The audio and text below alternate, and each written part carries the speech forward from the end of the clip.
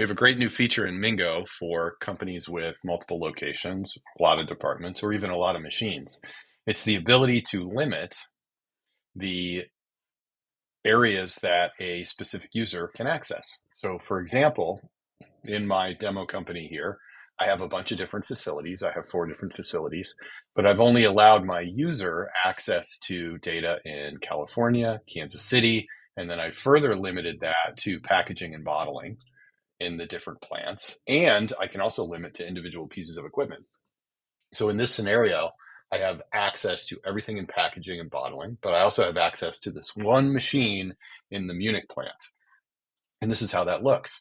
So when I click on production, I have access to those 3 facilities. When I drill down, I have access to the different departments those machines are in. And we can see injection molding here.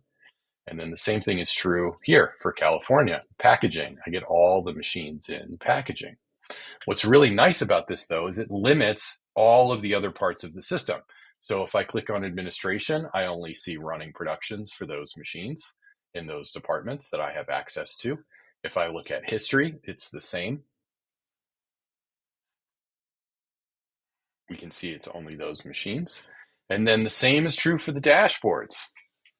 So even though I don't have any filters here defining which facilities and departments I'm looking at, it's already pre-filtered to the ones I have access to.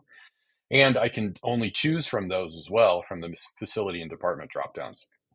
So this is really great for companies that have multiple locations and you want some people to have access to everything. Let's say they're a corporate employee or an executive over all of manufacturing, but the local employees, you want to limit them to only their plant, their departments, or even their individual pieces of equipment.